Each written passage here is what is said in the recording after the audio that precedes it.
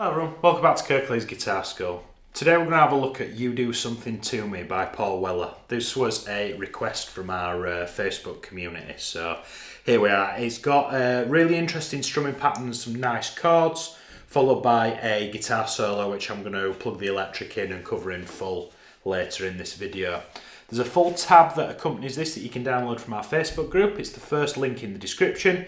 If you head there, navigate to the Files tab, and you'll find it with the heading of this song. You'll have both the chords, the chord box diagrams, the chord sheets, and a full tab for the solo as well. It's been a lot of fun to make this, so sorry your name escapes me who requested it, but thank you so much. Because I wasn't really a Paul Weller fan, to be honest, but I've been listening to him all week now, and I think you might have just changed my mind, so thank you.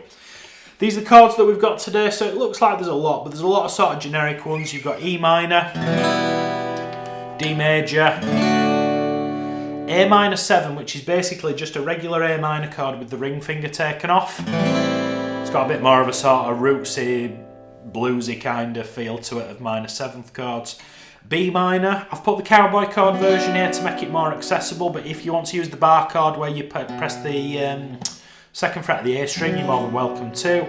C7, which is a C major chord with the little finger plays the 3rd fret of the G string. Sounds like the Beatles, it's lovely.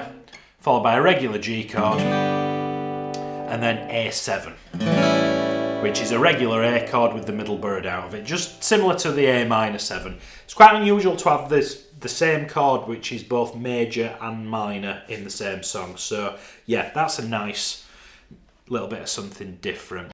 So the song is essentially, rhythmically, regarding the rhythm guitar, is 2 sections. You've got your verse, which also doubles up as the solo. You've got your chorus, which doubles up as the solo, and then almost like a verse/bridge section. I've written out the structure in the PDF for this in full, but it's basically one of 2 sections. But all I'd say is just watch out for your repeat markers. That's really, really important. So getting into the strumming pattern, we're going to start with the D chord. Now, don't run away. That strumming pattern looks like there's a lot in it, but it's actually quite straightforward once you know what you're looking for. So we're going to fret a D chord. Now, what I want you to do is I want you to imagine we're going to chop the bar in half. So like here. I want you to imagine we're going to, like if we were in a one-to-one lesson now, I'd take my red pen and I'd draw a big line slap bang in the middle of this, because I want you to think of it as each bar's to the same rhythm repeated twice. So if I look at initially the first group of 2 notes and then the second group of 3 notes, so down, down, down, down, up. So all it is, da, da, da, da, da. That's the first half of the bar. Down, down, down, down, up. If I do that with a D chord, and we repeat that twice. The bars in this song are really long. I was umming and ahhing as to which way to do it, but it feels a lot better and a lot more concise. Down, down, down, down, up, down, down, down, down, up. Pause the video and get that under your fingers. If you feel okay, let's apply some chords to it. Now, in the verse, you've got A minor 7 followed by B minor. Now, those of you that know these chords go, oh, those are a little bit close together. Because the bar, I've said before, the bars are so long, it's not as scary as it looks. If I do the D, A, so I've only played 2 bars of music there, but I was playing for a significant amount of time. And the way that we divvy it up when there's 2 chords in the bar, on that A minor 7, so remember it's an A minor chord with the middle burrowed out, we're going to go down, down, down, down, up, and then move to that B minor, whether you're doing this one or this one, and you go down, down, down, down, up again. Let me play that again for you.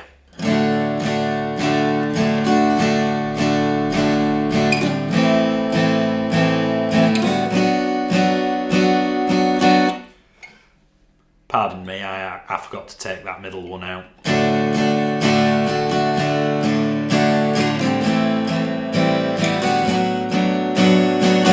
You want this kind of... The rhythm makes it feel like it's constantly moving forwards. That's the whole verse stroke chorus, whichever way you want to look at it. So you do a full bar of D, A minor and B minor share a bar, and then E minor on top of it. So you've got...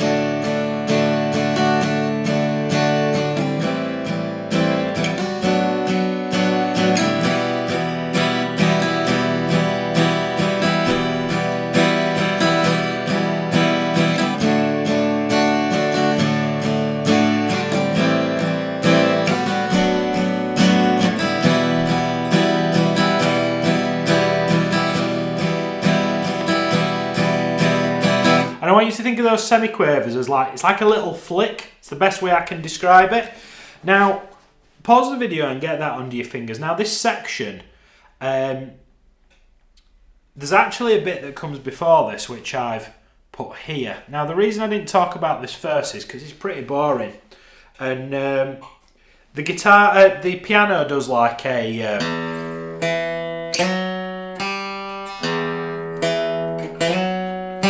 some sort of riff like that. I sat and messed with it for a little bit and I couldn't get anything that sounded anywhere near as good as the piano.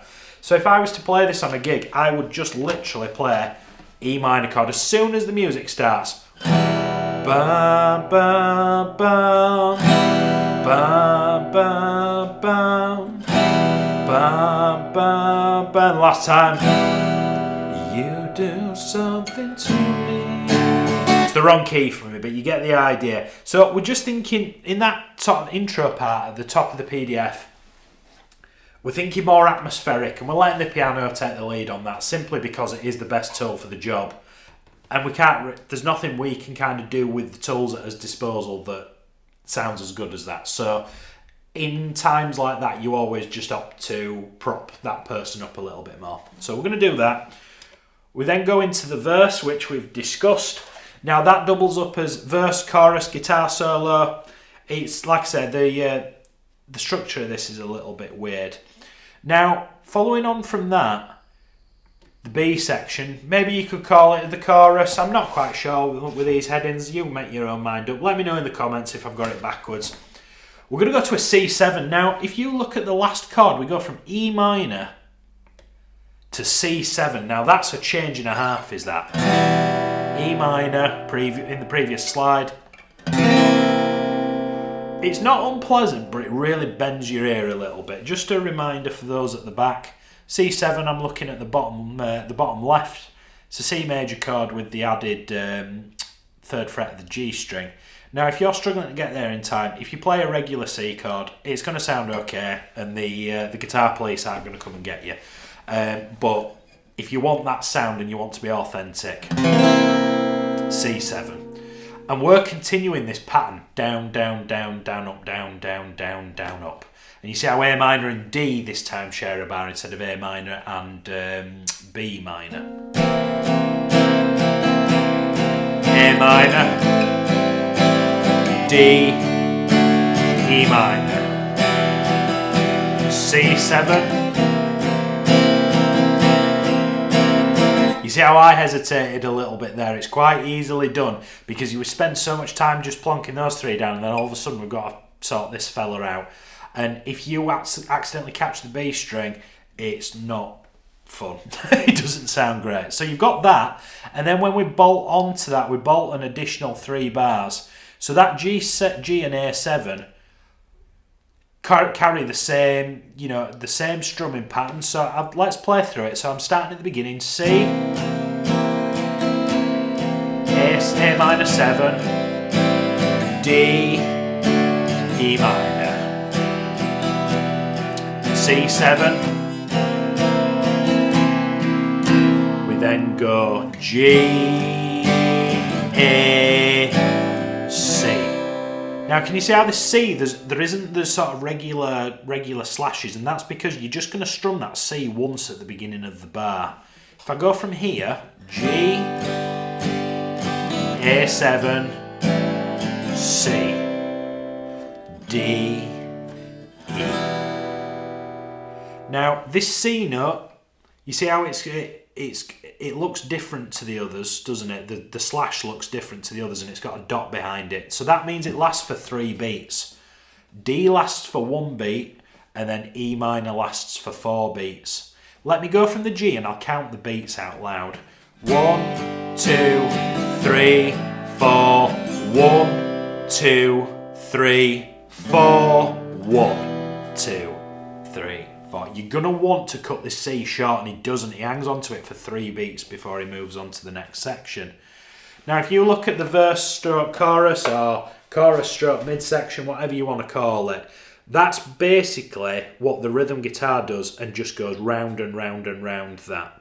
I think they do it a total of 3 times. You'll be able to tell on the PDF, and you'll be able to sight read it. And how it ends, it sort of plays the first 2 bars of the verse, followed by an E minor.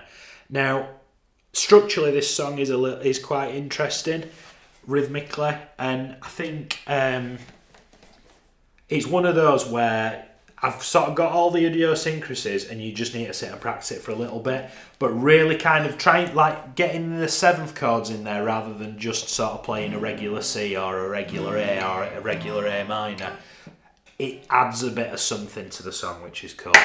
Right, I'm going to go get the Les Paul, and let's have a look at the solo.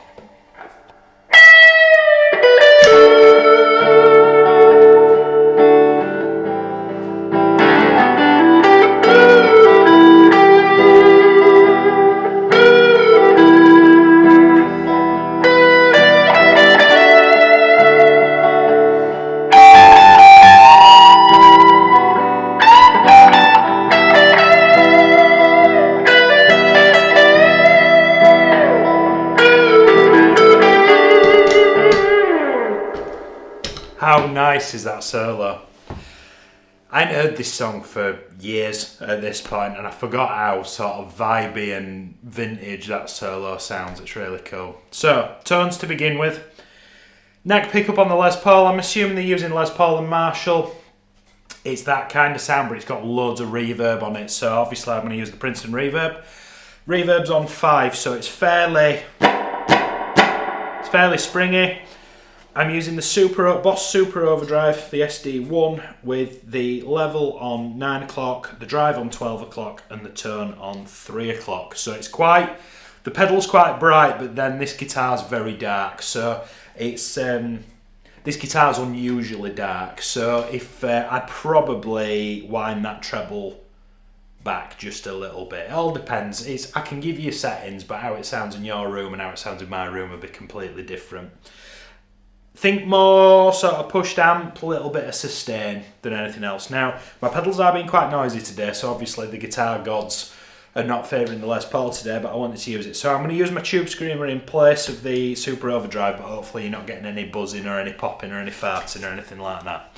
So this transcription is tagged onto the existing PDF that you'll be able to download from the Facebook group for free. So it starts with what we call a lead-in. Now, a lead-in is basically like a bit that gets it going before the band starts.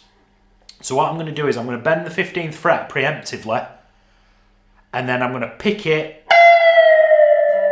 and bring it down. Yeah? So I bend it up first.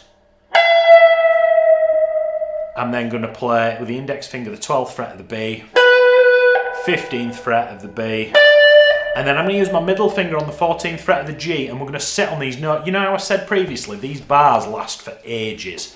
So there might be a lot of notes, but it takes you quite a while to get through them. It's quite a good solo to look at, actually. So you've got...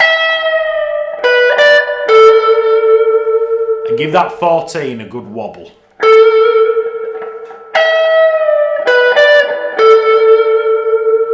Pause the video if you need to, or we're going to have a look at this double stop lick. Now, a double stop's where you play 2 strings at the same time, but it usually involves a hammer onto one of the 2 notes, and this is no exception. I'm going to bar the 12th fret of the A and the D strings, and then I'm going to hammer with my ring finger onto the 14th fret of the A string.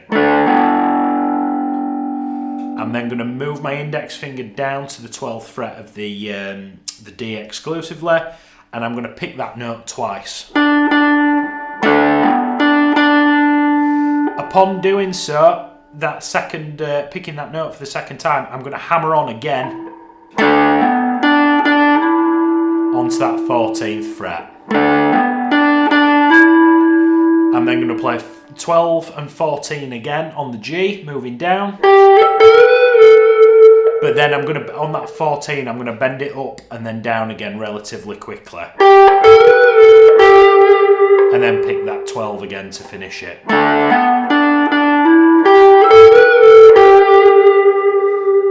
And we then round that off with a quick 14 and 12 in the next bar. With a bit more vibrato.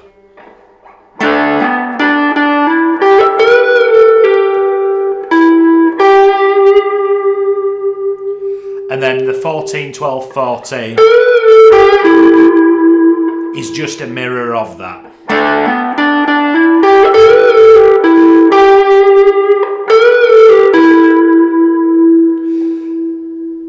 So that takes you up to the first two lines bar where the 16th fret of the PDF starts. And then we're moving up, we're in E minor pentatonic. And we're moving up to second position, and now that 16th fret is in second position, and we're going to play that with his middle finger. So we're going to do a position shift. We're going to go from his fingers being here to up here. I'm going to play that 16th fret. Now, he doesn't slide into it on the record, but sometimes I'm guilty of doing that because it sounds cool. I'll leave the ball in your court with that one, but I'm going to play the 16, 15, 17, 15, and that's with that's middle, index, ring, index.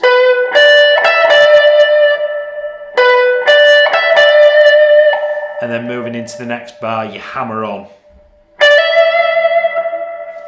So looking from the 16, 16, and then you tag a little hammer on. And again with this solo, whenever you're standing still for more than a millisecond, he's giving it some vibrato. We then move down to the high E string, and we're going to pick the 15, two 17s, and then the 15 again, index and ring finger. Sorry, I got a little bit mixed up there. And then I'm going to hit that 17th fret and give it a really good bend. Followed by another bend.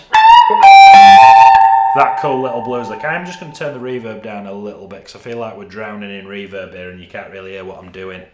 Right, so going back to the beginning of this, the 15 and the 17 at the very beginning belongs to the previous lick. Then we're going from the end of the vibrato, 15 on the high E string. So that's the middle lick, and then the last three notes goes there, which resolves into. So it's a little bit spread out, is this? Like that lick finishes there, and this is all part of one more lick that finishes it. So let me just play from here up to the end of the phrase.